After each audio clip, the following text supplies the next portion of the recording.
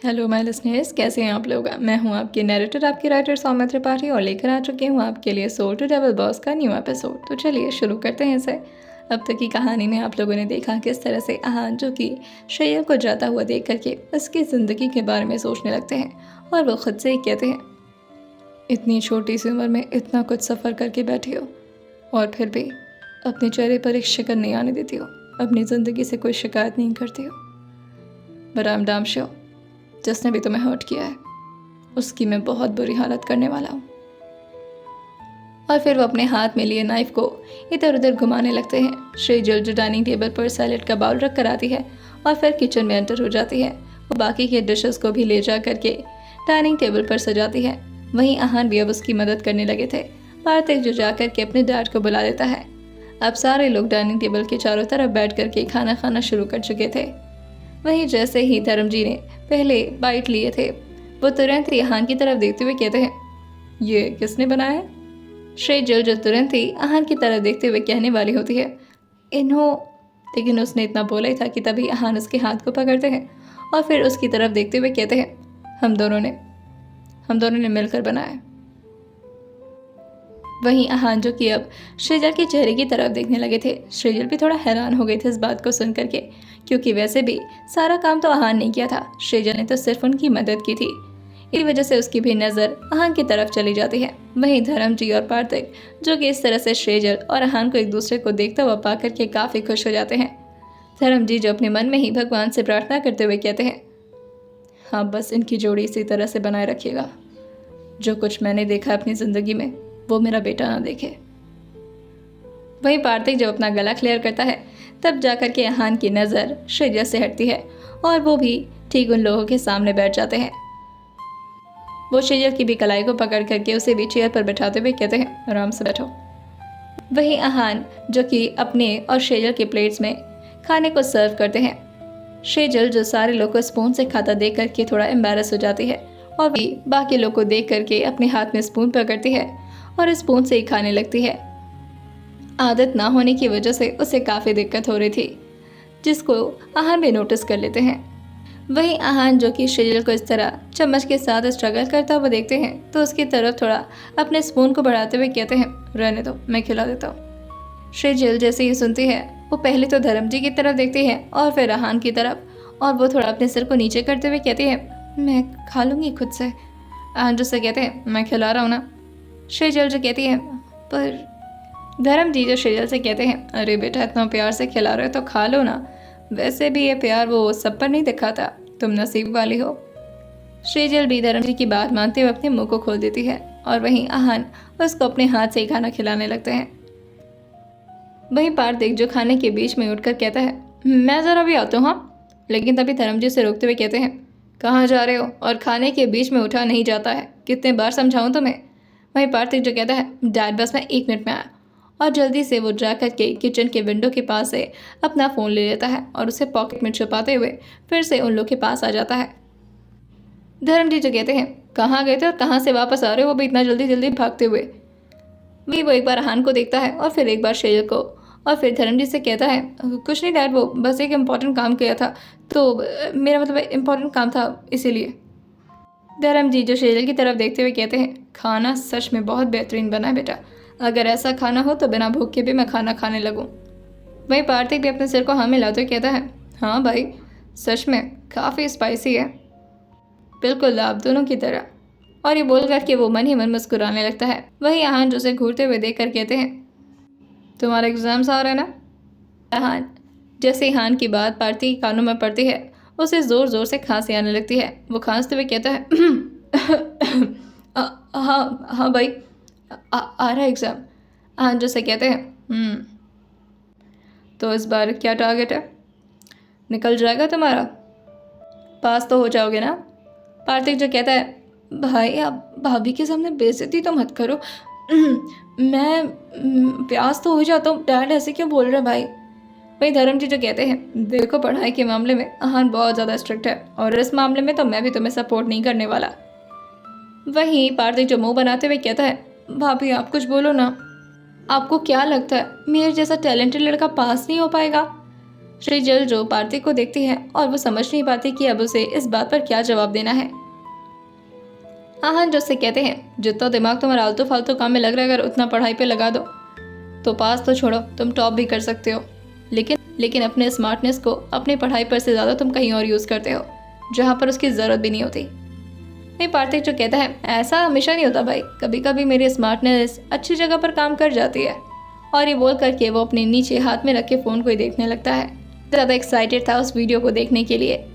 वहीं आहान और शेजल जो अब खाना खा चुके थे, धर्मजी भी खाना खा करके अपनी जगह से उठ जाते हैं और पार्थिव ने भी फाइनली अपने खाने को फिनिश कर लिया था। वैसे तो वो काफ़ी जल्दी खा रहा था क्योंकि उससे जल्दी थी वीडियो देखने की। और वो वहीं खाना खाता है और सारे डिशेस को वहीं पर छोड़ करके अपने रूम में भाग जाता है। लेकिन धर्मजी तुरंत ही उसे आवाज़ लगाते हैं। पार्थिव तुरंत ही पीछे मुड़ते हुए कहता है, डैड प्लीज़ जाने दो, बहुत ज़रूरी है। लेकिन धर्मजी उससे कहते हैं, डिशेस आपको खुद रखना है। श्रीजल जो धर्मजी से कहती है, कोई बात नहीं अंकल, मैं रख दूंगी। लेकिन धर्मजी उससे कहते हैं, नहीं, आप जूठे बर्तन नहीं छुएंगी। आपने इतना काम किया है वही बहुत है, इससे ज़्यादा काम हम नहीं करा सकते आपको। और जूठा बर्तन तो लक्ष्मी के हाथ पे पड़ना नहीं चाहिए। होती हैं बहू और उनकी इज्जत हमें करनी चाहिए। और फिर वो पार्थिव को इशारा करते हुए कहते हैं, इधर आओ। पार्थिव जो गुस्साते हुए कहता है, डैड इसलिए कहता हूँ आप मेड रख लो प्लीज़, सारा काम मुझसे ही करवाते रहते हो। वही आहान जो डैड से कहते हैं, पहले तो मैं सोच रहा था कि आपके लिए कुछ वर्कर्स रख दूँ, लेकिन अब इतना प्यारा और इतना समझदार बेटा है आपका, तो फिर वर्कर्स की क्या ज़रूरत है, क्यों पार्थिव? वो सारे डिशेस को उठाते हुए कहता है, हाँ बिल्कुल, आप भी डैड के साथ आ जाओ, सब लोग मिल करके मेरी खिंचाई करते हो। और ये बोल करके वो अपना मुंह बना लेता है। वहीं शेजल को अच्छा नहीं लगता कि वो उसका भी प्लेट उठा रहा है। वो तुरंत ही पार्थिव को रोकते हुए कहती है, नहीं, मैं खुद उठा करके किचन में रख दूंगी, अपना प्लेट तो उठा ही सकती हूँ ना मैं। पार्थिव जो शेजल की तरफ देखते हुए कहता है, आप कितनी स्वीट हो भाभी, सिर्फ आप ही हो जो मेरे टीम में हो, ये दोनों बाप बेटे तो अलग ही टीम में रहते हैं। आहान जो उसे घूरते हुए कहते हैं, माइंड योर लैंग्वेज। पार्थिव जो अपने दांतों तले अपनी जीभ को दबाते हुए कहता है, सॉरी भाई। और ये बोल करके वो सारे डिशेस को अपने हाथों में ले जा करके सिंक में डाल देता है। वहीं वो फिर से दौड़ करके अपने रूम की तरफ भाग जाता है। धर्मजी को समझ नहीं आ रहा था कि आखिर पार्थिव को इतनी जल्दी है किस चीज़ की। वहीं यहाँ पर धर्मजी, शेजल और आहान कुछ बातें करने लगते हैं और वहीं दूसरी तरफ पार्थिव जल्दी से अपने रूम में जाता है और अपने बेड पर लेट करके उस वीडियो को ऑन कर देता है। उस वीडियो की साउंड क्वालिटी तो ठीक ठाक नहीं आ रही थी क्योंकि उसका फ़ोन काफ़ी दूर था, जिसमें सिर्फ उन लोग के एक्शंस नज़र आ रहे थे। और जैसे जैसे वो वीडियो आगे बढ़ता जा रहा था, पार्थिव के चेहरे पर हल्का हल्का ब्लश आने लग रहा था। वो स्माइल करते हुए कहता है, ओह माय गॉड भाई, आप तो गजब रोमांटिक निकले। और वो इसी तरह से खुश होते हुए स्माइल करते हुए सारे वीडियोस को देख डालता है। लेकिन वही लास्ट के कुछ कॉन्वर्सेशंस जो कि थोड़े इमोशनल थे, लेकिन उसे वो सारी बातें सुनाई नहीं देती। लेकिन उसे अब समझ में आ चुका था कि अब उसे आगे क्या करना है। वो फ़ोन को अपने बेड पर पटकता है और एक्साइटेड होकर के खड़ा होता है और मिरर के सामने आते हुए अपने बाल को सेट करते हुए कहता है, अब देखो भाई, आपके लिए क्या मस्त सिनेरियो क्रिएट करता हूँ मैं। आज रात आपकी बेस्ट रात होने वाली है। वहीं धर्मजी जो शेजल से कहते हैं, बेटा आज तो रुकने वाले हैं ना आप लोग। शेजल कुछ नहीं कहती। आहान जो धर्मजी से कहते हैं, यहीं पर रुकेगी है। धर्मजी जो आहान की बात सुनकर ये कहते हैं, सिर्फ यही रुकेंगी और आप? आहान जो शेजल की तरफ देखकर कहते हैं, वैसे आज रात तो मैं रहूँगा, लेकिन ना, कल मुझे बाहर जाना है, 2 दिन बाद ही वापस आऊँगा, इसलिए मैं सोचा कि इसे यहीं पर छोड़कर जाऊँ। धर्मजी जो कहते हैं, ये तो बहुत अच्छी बात है। वहीं आहान जो अपने डैड से कहते हैं, लेकिन एक बुरी भी खबर है आपके लिए। सुनकर के धर्मजी थोड़ा परेशान होते हुए पूछते हैं, कैसी बुरी खबर, क्या हो गया, सब ठीक तो है? आहान जो कहते हैं, हाँ सब ठीक है डैड, वो एक्चुअली ईरा के साथ शेजल की काफ़ी अच्छी दोस्ती बन चुकी है, तो मैं नहीं चाहता कि मैं शेजल और ईरा को ज़्यादा देर तक एक दूसरे से दूर रखूं। और वैसे भी ईरा को आप लोग के साथ रहकर बहुत कुछ सीखने को मिलेगा, इसलिए कल उसे सपोर्ट टीम से मैं यहाँ पर भिजवा दूंगा। आप लोग की हेल्प भी हो जाएगी और आप लोग थोड़ा एंटरटेन भी हो जाएंगे। धर्मजी जो आहान के सामने अपने सिर को ना मिलाते कहते हैं, नहीं बिल्कुल नहीं बेटा, उसे तो मत ले आएगा आप यहाँ पर, वो पिछली बार भी आया था और बहुत अजीब अजीब सी हरकतें कर रहा था। आहान जो उनसे कहते हैं, डैड पिछली बार वो 1 साल पहले आया था और उस वक्त वो इतना ज़्यादा अपडेटेड नहीं था, लेकिन अब वो सच में काफ़ी अच्छा हो गया। एक बार आप उससे मिलकर तो देखिए। वहीं धर्मजीत जो कहते हैं, नहीं बिल्कुल नहीं, मैं उसे अपने घर के अंदर जगह नहीं दे सकता। लेकिन सेजल ये सुनकर के बहुत ही ज़्यादा मायूस हो चुकी थी और वो भी धर्मजीत को मनाते हुए धीरे से कहती है, अंकल जी प्लीज़, अगर आप इजाज़त दे देते तो अच्छा रहता। वो सच में मेरे साथ बहुत क्लोज है, उसके बिना मुझे अच्छा नहीं लगता। जैसे ही सेजल ने इतना बोला था, आहान उसकी तरफ अपने चेहरे को घुमा लेते हैं और वहीं उससे सट करके अपने एल्बो से उसके कमर पर मारते हुए कहते हैं, अच्छा उसके बिना अच्छा नहीं लगता तुम्हें, और मेरे बिना 2 दिन मेरे बिना आराम से रह लोगी। वहीं जैसे ही सेजल आहान के हाथ को अपने कमर पर महसूस करती है और उसे थोड़ा सरक करके आहान से दूर हो जाती है। आहान उसके पास और ज़्यादा चिपकते हुए कहते हैं, कहाँ भाग रही हो, बता तो तुम्हें रूम में अभी। अब सेजल को थोड़ी ना पता था कि आहान उसे क्या बताने वाले हैं रूम में। उसे लगता है कि शायद वो रूम में ले जा करके सेजल को टॉर्चर करेंगे और इसी वजह से वो थोड़ा कांपने लगती है। आहान उसके हाथ पर अपने हाथ को रखते हुए कहते हैं, हर बार इतना डरा मत करो तुम मुझसे, शेर नहीं हूँ मैं कि तुम्हें खा जाऊंगा।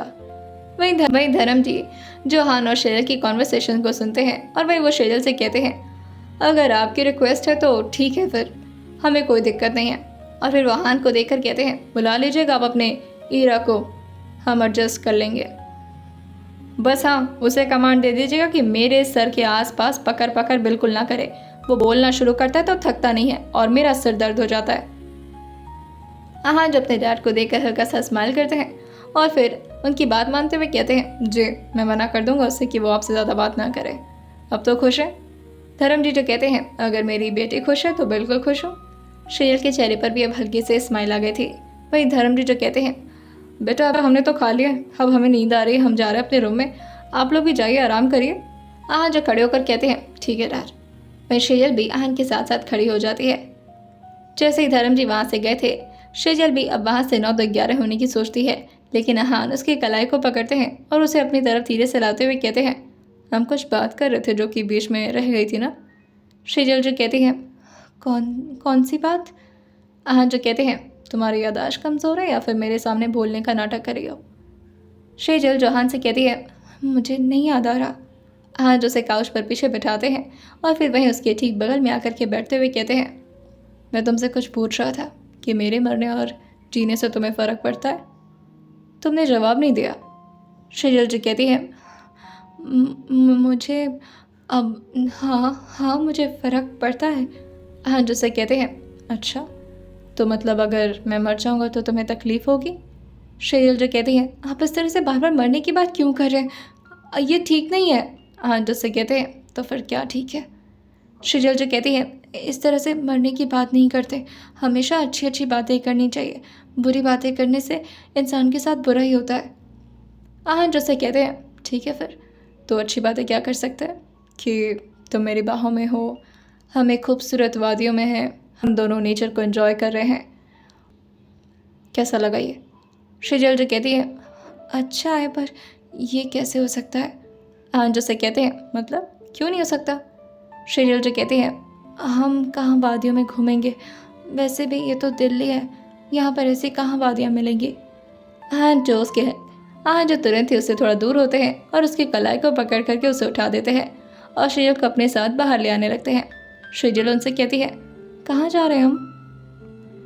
आहान उससे कहते हैं, आओ तो सही, मैं बताता हूँ। और फिर वो वहीं अपने मेंशन के गार्डन में सेजल को लेकर आते हैं, जहाँ पर बीच में एक खूबसूरत सा स्विमिंग पूल था जिसका कलर हल्का हल्का ग्रीन नजर आ रहा था। वहीं सूरज की लाइट जो कि उसके ऊपर हल्की हल्की पड़ रही थी और वहीं वो बिखर करके चारों तरफ फैल रही थी।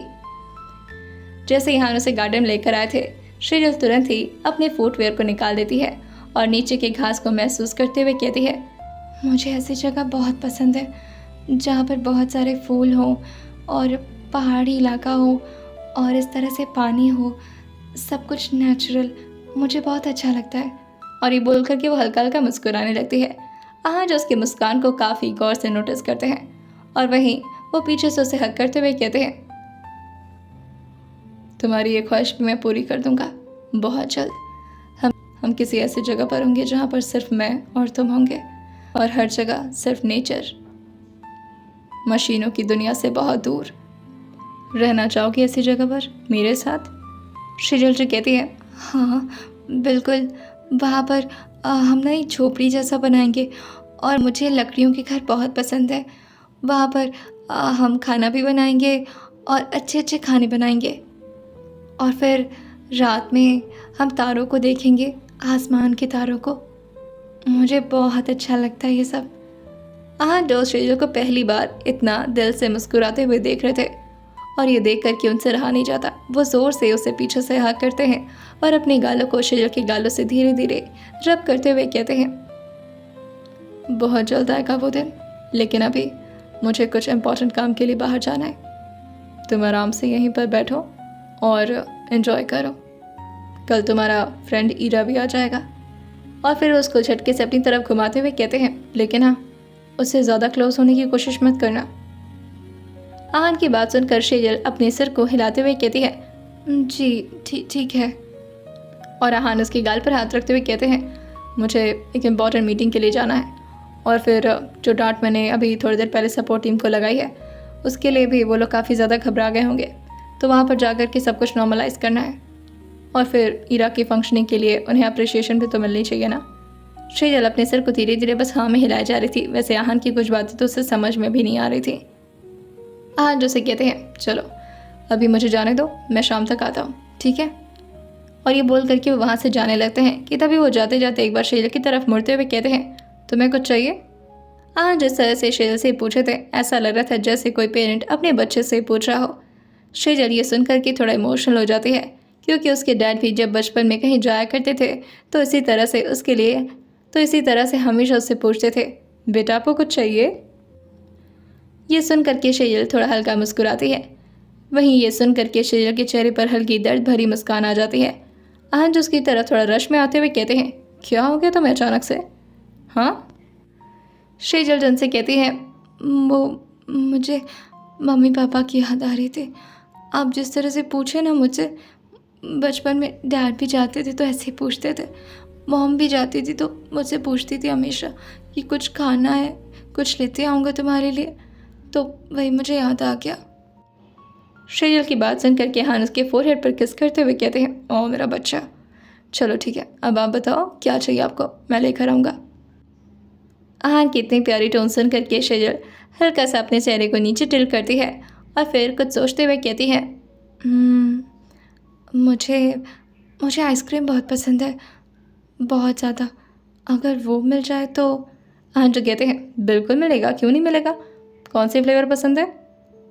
शेजल जो कहती है, चॉकलेट मेरा फेवरेट है, वनीला भी खा लेती हूँ। आहन जो से कहते हैं, जो पसंद है वही मिलेगा तुम्हें, ठीक है।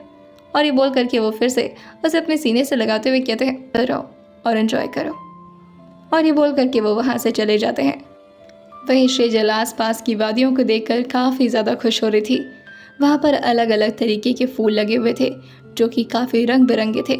शेजल अपने हाथों से धीरे धीरे उन फूल की पंखुड़ियों को टच कर रही थी और उन सारे नेचर की चीज़ों को महसूस करते हुए एक गहरी सांस भरती है और अपनी आंखों को बंद करते हुए भगवान को शुक्रिया अदा करते हुए कहती है, थैंक यू सो मच भगवान जी। और ये बोल करके वो वहीं ज़मीन पर अपने घुटनों के बल बैठ जाती है और सूरज की तरफ देखते हुए अपने हाथ को जोड़ते हुए अपनी आंखों को बंद किए हुए कहती है, मेरे मॉम डैड को आपने अपने पास बुला लिया, लेकिन प्लीज़ उन्हें खुश रखिएगा। मैं भी यहाँ पर बहुत खुश हूँ और अभी तो मेरे साथ सब कुछ अच्छा ही हो रहा है। वही शेजल जो आहन के जाते हुए गाड़ी को देखकर कहती है, ये सच में बहुत अच्छे हैं भगवान जी, इन्हें हमेशा खुश रखिएगा। मैं भले इनके साथ रहूं ना रहूं, लेकिन ये जिसके भी साथ रहे वो उनसे बहुत ज़्यादा प्यार करे। आज मुझे आप लोग की बहुत याद आ रही मम्मी पापा, लेकिन मैं बहुत खुश भी हूँ, मुझे कोई दिक्कत नहीं यहाँ पर, आप लोग भी खुश रहना। और ये बोल कर के वो अपनी आंखों के आंसुओं को पोंछने लगती है। वहीं खिड़की से पार्थक, जो कि शेजल को इस तरह से इमोशनल होता हुआ देख रहा था, वो जल्दी से अपने काम को निपटाता है और वही रूम से बाहर आकर के शेजल के पास दौड़ कर आ जाता है। वो गार्डन में उसके ठीक बगल में आकर उसी तरह से घुटनों पर बैठ गया था और वही वो शेजल के हाथ पर धीरे धीरे अपने उंगली को मारते हुए कहता है, हेलो, एक्सक्यूज़ मी, भाभी, वही शेजल झटके से अपने चेहरे को उठा करके पार्थिव की तरफ देखते हुए कहती है, आप यहाँ पर? पार्थिव जो शेजल को देखकर कहता है, परेशान लग रहे हो आप, क्या हुआ, सब ठीक तो है? शेजल जो अपने सिर को हाँ में लाते हुए कहती है, हाँ हाँ सब ठीक है। और फिर वो आराम से वही पालथी मार करके घास पर बैठ जाती है और अपने हाथों से धीरे धीरे घास को सहलाने लगती है। वो नरम नरम घास जो कि शेजल को काफ़ी अच्छा महसूस करा रहे थे। वही पार्थिव भी उसे देखकर कहता है, आप इतनी परेशान लग रहे हो और मुझसे कह रहे हो कि कुछ नहीं हुआ, बताओ तो सही, कोई दिक्कत है? शेजल जो कहती है, नहीं बस मुझे वो मम्मी पापा की याद आ रही थी इसीलिए। पार्थिव जो कहता है, मम्मी पापा की याद आ रही थी, मुझे भी मम्मी की बहुत याद आती है, लेकिन मेरे पापा है ना, उनको देखकर ऐसा लगता है कि मेरी मम्मी और मेरे पापा दोनों की कमी तो मेरे पापा खुद ही पूरी कर लेते हैं। बचपन से लेकर आज तक पापा ने मुझे ना बहुत प्यार दिया और आहान भाई ने भी।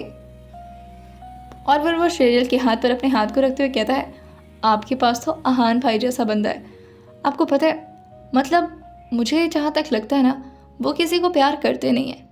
हाँ मुझे मानते हैं और डैड को भी मानते हैं, लेकिन किसी बाहरी इंसान के साथ वो इतना ज़्यादा इमोशनल कभी अटैच हुए नहीं, इवन अपने फ्रेंड्स के साथ भी नहीं। भाई ऋषि भाई और माहिर भाई दोनों को बहुत प्यार करते हैं, लेकिन मेरे भाई आकड़ू नंबर 1, इतने खड़ूस कि उनके सारे एम्प्लॉय ना उनसे थर थर काँपते हैं। लेकिन जिस तरह से वो आपको देखते हैं ना, मुझे ऐसा लगता है कि वो कुछ तो महसूस करना शुरू कर चुके हैं आपके लिए। आपको तो भगवान से थैंक यू बोलना चाहिए कि आपके पास आहान भाई जैसा बंदा है। और अगर वो किसी से एक बार मोहब्बत कर लिया ना, और फिर वो ऊपर की तरफ देखते हुए कहता है, तब तो मतलब अनलिमिटेड हो जाएगी उनकी मोहब्बत, एकदम ऑब्सेशन वाली, पोसेसिव, जेलस। दुनिया को आपके लिए ना जला कर राख कर देंगे वो, अगर एक बार उन्हें प्यार हो गया तो। शेजल जो पार्थिव की बात को सुनती है और उनकी तरफ देखते हुए कहती है, और उन्हें प्यार कैसे होगा? पार्थिव जो शेजल की बात को सुनकर अपनी चुटकी बजाते हुए कहता है, एग्जैक्टली, यही तो पूछना था आपको। मैं सोच रहा था कि आप भी मुझसे पूछेंगे भी या नहीं, मैं तो बताने के लिए कब से तैयार हूँ। आप भाई को कैसे इम्प्रेस कर सकती हैं? देखिए, खाना बनाने तो आपको अच्छे से आता ही है, आप बोलती भी बहुत कम है, आप उनकी हर बात मानती होंगी जहाँ तक मुझे लगता है, और आप सुंदर तो ऑब्वियसली वो तो है ही, आपकी आवाज़ भी बहुत प्यारी है, आपके अंदर वो सारी चीज़ें जो आहान भाई को पसंद आने वाली है। लेकिन अगर इसी खूबसूरती में थोड़ा और 4 चांद लग जाए ना, तो मज़ा आ जाएगा, भाई खुद को कंट्रोल ही नहीं कर पाएंगे। अगर आप मुझे इजाज़त दें तो फिर मैं आपको रूम में ले चल के सब कुछ समझाऊँ। शेजल जो अपने सिर को हाँ मिलाते हुए कहती है, हाँ हाँ मुझे कोई दिक्कत नहीं है। और फिर वो तुरंत ही खड़ी हो जाती है। पार्थिव भी उससे कहता है, फिर चलिए आप। और ये बोल करके वो दोनों लोग अब रूम में आ जाते हैं। वहीं इस वक्त पार्थिव जो कि आहान के रूम में ही था। वही पार्थिव जो शेजल से कहता है, आप ज़रा 1 मिनट यहीं वेट करना, हाँ मैं अभी आता हूँ। और ये बोल करके वो रूम से बाहर भागता है और फिर अपने रूम में घुस जाता है। शेजल जो अपने हाथ को इधर उधर मसलते हुए पार्थिव का वेट कर रही थी, और वही जो रूम में आता है और अपने हाथ के वही पार्थिव जो रूम में आता है, उसने अपने दोनों हाथ को पीछे बांध रखा था। ऐसा लग रहा था जैसे वो शेजल से कुछ छुपाने की कोशिश कर रहा है। वही शेजल जो पार्थिव को ही देख रही थी। पार्थिव उसके सामने आता है और अपने घुटने पर बैठता है और फिर अपने हाथ में लिए सामान को शेजल की तरफ आगे बढ़ाते हुए कहता है, टंटना, देखिए क्या ये। शेजल जो उस चीज़ को देखती है तो वो कोई कपड़ा नजर आ रहा था जिसमें काफ़ी अच्छी और खूबसूरत कढ़ाइयाँ थी। वो पिच कलर की एक खूबसूरत सी साड़ी थी। शेजल जो साड़ी को अपने हाथ में लेते हुए कहती है, ये तो बहुत प्यारा है। वही पार्थिव जो कहता है, और अगर आप पहन लेंगी तो और ये ज़्यादा प्यारा लगने लगेगा। तो आपको साड़ी पहनना तो आता है ना? शेजल जो अपने चेहरे को हाँ मिलाते कहती है, हाँ आता है मुझे। पार्थिव जो कहता है, दैट्स सो ग्रेट, तो रात में ना आप यही पहन लेना, लेकिन उससे पहले ना मैं चाहता हूँ कि ये रूम की डेकोरेशन थोड़ी अलग लेवल पर हो जाए। आपको नहीं लगता ये रूम काफ़ी सादा सादा सा लग रहा है? वही शेजल अगल बगल देखते हुए कहती है, ये तो पहले से इतना सुंदर है, सादा तो नहीं लग रहा।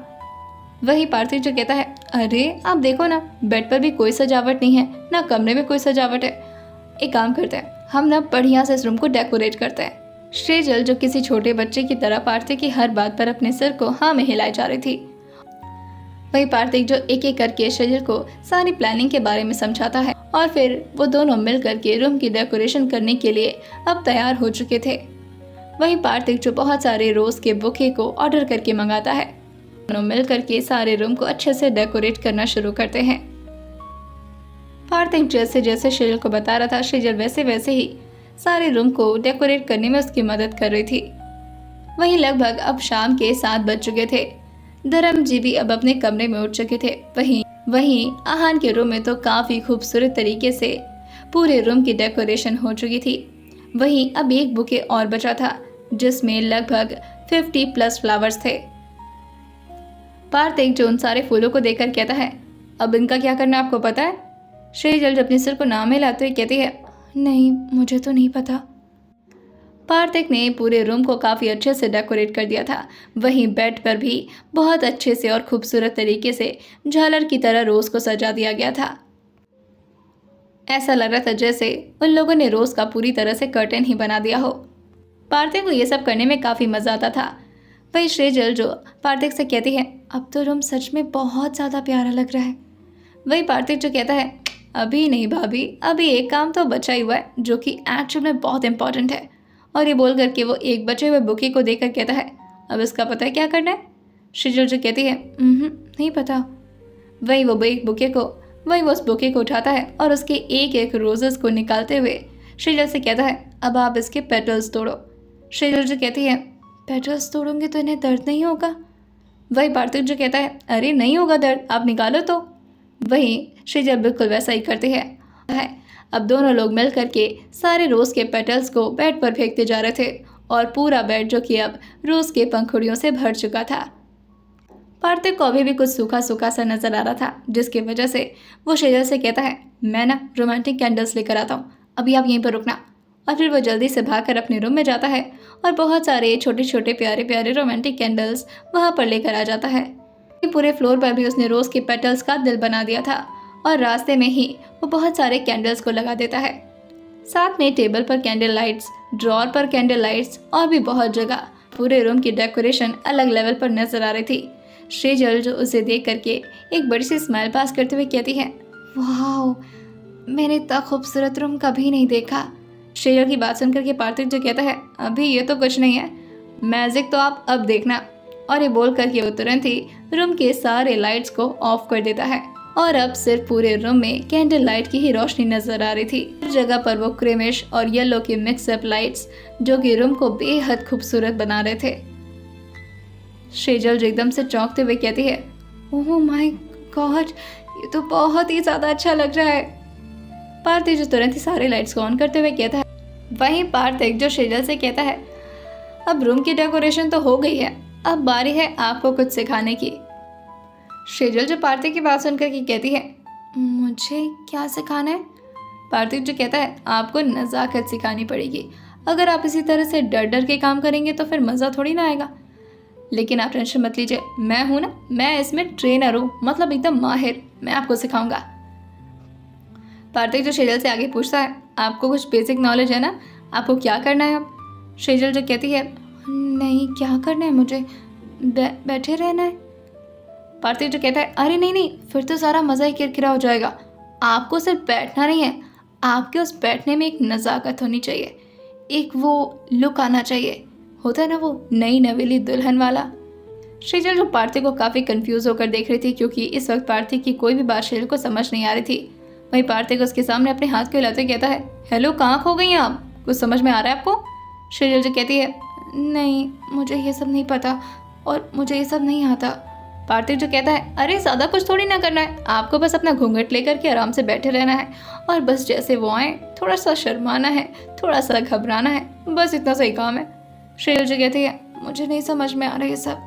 पार्थिक जो कहता है, अरे अरे आप ना सैड मत हो, ऐसे क्यों मुँह बना रहे, ऐसा लग रहा है आप रो दोगे। देखो मैं हूँ ना, मैं आपको पूरे फील के साथ समझाऊंगा। आप रूम के बाहर जाओ और फिर अंदर आना और फिर मेरी नज़ाकत देखना, बिल्कुल वैसे ही आपको एक्ट करना है जब आहान भाई अंदर आए तो, ठीक है, समझ गई? शेजल जो कहती है, हाँ समझ गई। भाई पार्थिक जो कहता है, अभी कहाँ समझेंगे, अभी तो बाहर से अंदर आएंगे तब समझेंगे ना, जल्दी जाइए और हाँ थोड़ा सा आराम से आइएगा, ज़्यादा जल्दी मत करिएगा क्योंकि मुझे थोड़ा साड़ी लपेटने में भी टाइम लगेगा ना। शेजल जो कहती है, आप साड़ी पहनेंगे?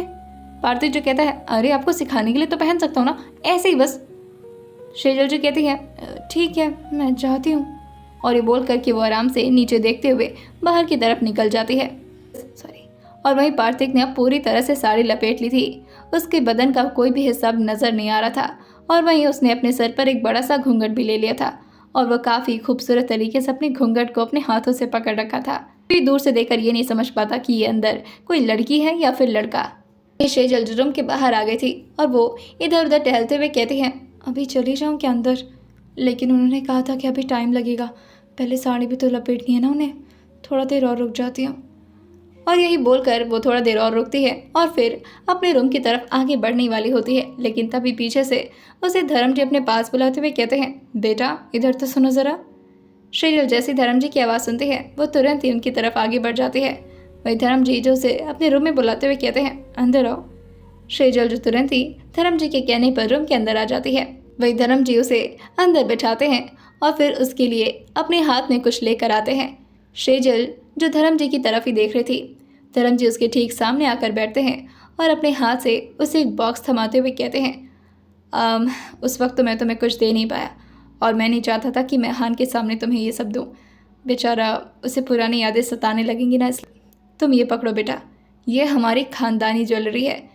तुमसे पहले आहान की माँ इसे पहना करती थी, अभी भी उनकी यादें इस ज्वेलरी में समाई हुई है। लेकिन अब क्या कर सकते हैं, वक्त के साथ चीज़ों को भूलना ही पड़ता है। तुम इसे खोल कर देखो, तुम्हें पसंद आ रहा है? शेजल जैसे ही उस बॉक्स को खोलती है वो देखती है कि उसके अंदर खूबसूरत सा नेकलेस रखा हुआ था, काफ़ी ज़्यादा एक्सपेंसिव नजर आ रहा था। शेजल जो खुश होते हुए कहती है, ये तो बहुत प्यारा है, ये आंटी जी का था। वहीं धर्म जी उसके सिर पर हल्का सा मारते हुए कहते हैं, आंटी अंकल बोलना छोड़ दो, अब मम्मी और पापा बोलना शुरू करो। धर्म जी की बात सुनकर शेजल अपने सिर को हिलाते हुए कहती है, जी पापा जी। धर्म जी जो सुनते हुए कहते हैं, बहुत अच्छा लग रहा है तुम्हारे मुंह से। बेटी की बहुत ख्वाहिश थी मुझे, लेकिन अब कोई बात नहीं, अगर बेटी नहीं हुई तो क्या हुआ, मुझे बहू के रूप में मेरी बेटी मिल गई है। और उसके गाल को सहलाते हुए कहते हैं, बहुत खुश रहो बेटा। शेजल जो कहती है, पर ये आप मुझे क्यों दे रहे हैं, मैं इसका क्या करूँगी? धर्म जी जो कहते हैं, इसे अब तुम पहनोगी, और वैसे भी आज तुम्हारी पहली रसोई थी और हमेशा रसोई के पहले अवसर पर बहू को कुछ ना कुछ तो गिफ्ट दिया ही जाता है, तो मेरी तरफ से इसे अपने साथ रख लेना। और हाँ, सिर्फ अपने साथ मत रखना, इसे ज़रूर पहनना। आहान को भी ये हमेशा अपनी माँ की याद दिलाता था, अगर तुम इसे पहनोगी तो आहान को काफ़ी अच्छा लगेगा। वही शेजल जो धर्मजी की बात सुन करके कहती है, जी मैं ज़रूर पहनूंगी इसे। वहीं यहाँ पर तो धर्मजी और शेजल के बीच में काफ़ी अच्छी कॉन्वर्सेशन हो रही थी, लेकिन दूसरी तरफ एक काफ़ी बड़ी ट्रेजेडी होने ही वाली ही थी।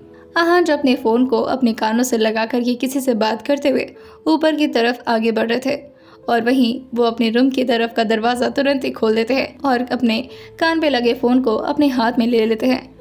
और वहीं अब अपने फ़ोन को कट करके वो अपने पॉकेट में डाल लिए थे। आहान जैसे ही दरवाज़ा पूरी तरह से खोलते हैं, वो सामने के नज़ारे को देख करके एकदम से हैरान रह जाते हैं। आहान के लिए फर्स्ट एक्सपीरियंस था जब उन्हें अपना रूम इस तरह से सजा हुआ मिल रहा था। हर जगह रोज़ पेटल्स और कैंडल्स इतनी खूबसूरती से सजाए गए थे। आहान जो भी ये सब देख करके हैरान हुए ही थे, लेकिन तभी उनकी नज़र बेड पर चली जाती है और आहान खुद को रोक नहीं पाते। वो तुरंत ही अपने कदमों को आगे की तरफ बढ़ाते हैं और वहीं बेड पर आकर के वो बैठने वाले होते हैं, लेकिन वहाँ का भी नज़ारा अलग लेवल पर खूबसूरत हो रखा था। बेड पर पूरी तरह से रोज़ की पंखुड़ियाँ थीं, जिसे देखकर आहान थोड़ा स्माइल करते हैं और फिर आकर के बेड पर आराम से बैठ जाते हैं। वहीं पार्थिव को अंदर ये नहीं पता था कि इस वक्त उसके ठीक सामने कौन बैठा हुआ है, कि जिस फूल को वो अंदर एक्सपेक्ट कर रहे हैं वो कोई फूल नहीं बल्कि एक कांटा है। और जैसे ही आहान उसके घूंघट को पकड़ते हैं, वो धीरे से अपनी पूरी सिलेक्टिव आवाज़ में उसके कान के पास आते हुए कहते हैं, क्या बात है आज इतनी रोमांटिक। और ये बोल करके वो जैसे ही घूंघट उठाते, पार्थिव की तो अंदर से टिपिटी एकदम से गुल हो चुकी थी और उसे अपना भविष्य पूरी तरह अंधकार में नजर आने लगा था। उसे समझ आ चुका था कि यमराज उसके पास बहुत ही जल्द पहुंच आएंगे। आहान ने जैसे ही उसका घूंघट खोला था, आहान को ज़रा भी एक्सपेक्टेशन नहीं थी कि इस वक्त उनके ठीक सामने उनका अपना ही भाई हो सकता है। और वो जैसे ही पार्थिव को देखते हैं, कुछ देर के लिए तो वो समझ ही नहीं पाती कि उनके सामने हो क्या रहा है। और आहान एकदम से अपने कोट को झल्लाते हुए निकाल करके बेड पर पटक देते हैं और उसको कॉलर से खड़ा करते हुए कहते हैं, तुम तो लेकिन तभी पार्थिक बचते हुए आहान से भागने की कोशिश करने लगता है, लेकिन उसका कोई फायदा तो था नहीं। अब पार्थिक ने खुद को साड़ी में इस हद तक लपेट रखा था कि उसका पैर खुल ही नहीं पाता और वो जल्दी से वहां से भाग भी नहीं पाता। वो साड़ी में ही पूरी तरह से उलझ गया था और उसके पैर फिसलते हैं और वह धड़ाम से नीचे की तरफ गिर जाता है। बेचारा साड़ी में उसी तरह से लिपटाया हुआ आहान से काफी ज्यादा मार भी खा जाता है। आहान जो उसको लेटे हुए ही उसके गर्दन पर अपने हाथ को रखते हैं और उसके चेहरे को अपनी तरफ करते हुए कहते हैं, ये क्या भद्दा मजाक है पार्थिक। वही पार्थिक जो अपने हाथ को फाइनली साड़ी से बाहर निकाल चुका था और अपने हाथ को जोड़ते हुए कहता है, भाई प्लीज छोड़ दो, मेरा गला दब रहा है भाई, प्लीज जाने दो। आहान जो उससे कहते हैं, जाने दो तुम्हें। लेकिन तभी पीछे से शेजल जो कि अंदर आ जाती है और इस वक्त आहान और पार्थिक जो कि अनजाने में ही काफ़ी क्लोज आ चुके थे। आहान इस वक्त थे तो काफ़ी गुस्से में, लेकिन उनका चेहरा पार्थिक के काफ़ी करीब था और शेजल जैसे ही बाहर से अंदर आती है, आहान की नज़र शेजल पर चली जाती है। पार्थिक अभी भी काफ़ी हद तक साड़ी में उसी तरह से लिपटाया हुआ था। उसके पीछे पीछे धर्म जी भी अंदर आ जाते हैं और जैसे ही धर्म जी आहान और पार्थिक को इस तरह देखते हैं, वो एकदम से अपनी आंखें बड़ी करते हुए कहते हैं, क्या चल रहा है आप दोनों के बीच। आहान जैसे ही सुनते हैं वही झटके में ही पार्थिक को जमीन पर पटकते हैं और तुरंत ही खड़े होते हुए कहते हैं, आपको पता है इसने क्या हरकत किया डैड।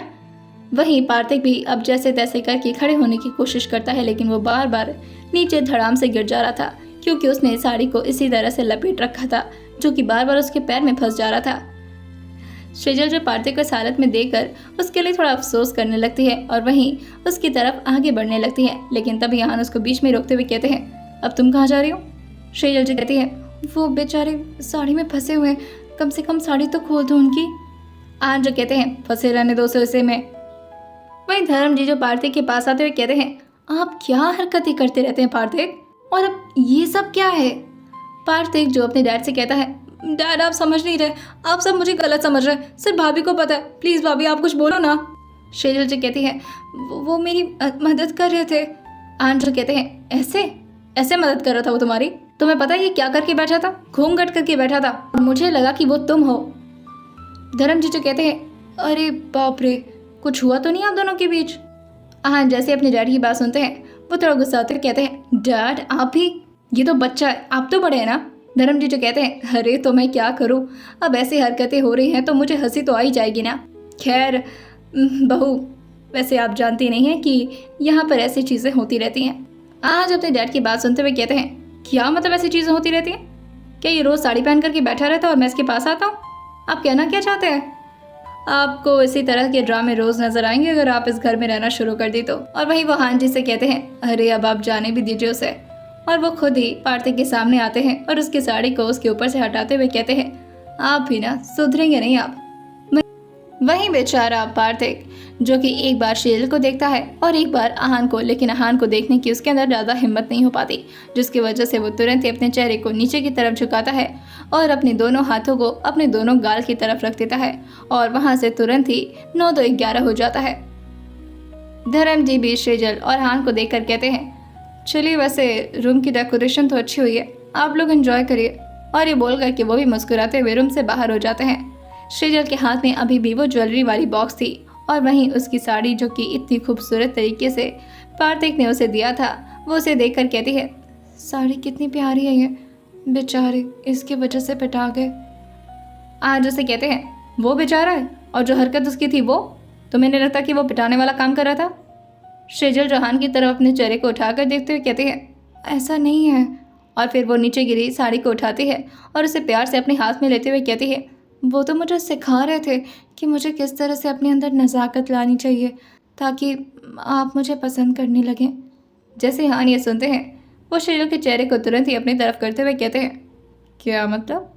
शेजल जो कहती हैं, जी हाँ, वो तो इसीलिए बैठे थे ताकि मैं उनसे कुछ सीख सकूं और वो सिर्फ मुझे अंदर बुलाए थे। अब मुझे पापा जी ने बुला लिया इसलिए मैं रूम में चली गई और गलती से आप यहाँ पर आ गए। ऐसा कुछ भी उनका गलत इरादा नहीं था। आहान जो कहते हैं, जो भी इरादा था मगर ये बहुत ही भद्दा मजाक था, और वो भी आहान खुराना के साथ। शेजल जो कहती है, सॉरी, उनकी तरफ से मैं माफ़ी मांगती हूँ। आहान जो से कहते हैं, माफ़ी मांगने की ज़रूरत नहीं है, वैसे मेरा मूड बहुत ज़्यादा अपसेट हो गया, मैं जा रहा हूँ नीचे।